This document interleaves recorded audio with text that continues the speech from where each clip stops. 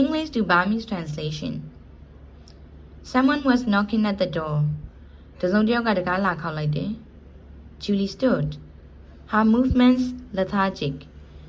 Julia တကားသွားဖွင့်ပေးဖို့မတက်ရက်လိုက်တယ်ဒါပေမဲ့သူမရဲ့အပြုမူတိုင်းကစိတ်မပါလက်မပါနဲ့အားရင်ကုန်ခန့်နေတယ် At the door, she paused to run her hands through her hair, hoping to compose herself. တကားနာမှာခဏမတက်ရက်နေပြီးတော့သူမရဲ့သပင်နေတဲ့လက်ချောင်းတွေထုတ်ပွားစဉ်စဉ်းစားလိုက်တယ်ပြီးတော့သူမရဲ့ခံစားချက်တွေကိုထိန်းချုပ်ဖို့ကြိုးစားနေတယ် If it was her friends checking in on her, အကယ်၍များသူတကားဖွင့်လိုက်ရင်သူ့ရဲ့တငယ်ချင်းတွေကသူဘာလုပ်နေလဲဆိုတာကိုလာကြည့်တာမျိုး She didn't want them to think she needed them to stay for a while. အဲ့ဒါမျိုးဆိုရင်သူ့တငယ်ချင်းတွေကိုအလိုရှိပြီးတော့ဘေးနားမှာနေစေခြင်းနဲ့ဆိုပြီးသူမတွေးစေခြင်းဘူး When she opened the door, however, သို့တော်လည်းသူတကားဖွင့်လိုက်တဲ့အခါမှာတော့ she was surprised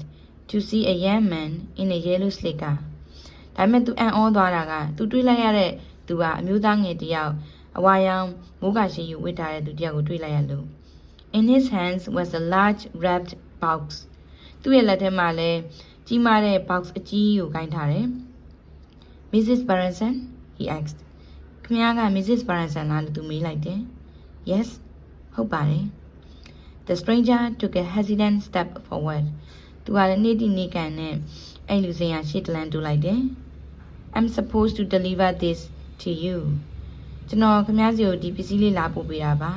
My dad said it was important. ဒါအရေးကြီးရလို့ကျွန်တော်ရဲ့ဖေကပြောလိုက်လို့ပါ Your dad? မင်းရဲ့ဖေဟုတ်လား He wanted to make sure you got this tonight. ခင်ဗျားစီကိုဒီညရောက်ဖြစ်ပို့မှဖြစ်မယ်လို့သူဖြစ်စေခြင်းတဲ့အတွက်ကြောင့်ပါ Do I know him? ဒါဆိုရင်သူ့ကိုသိရလားအန်တီသိလို့လား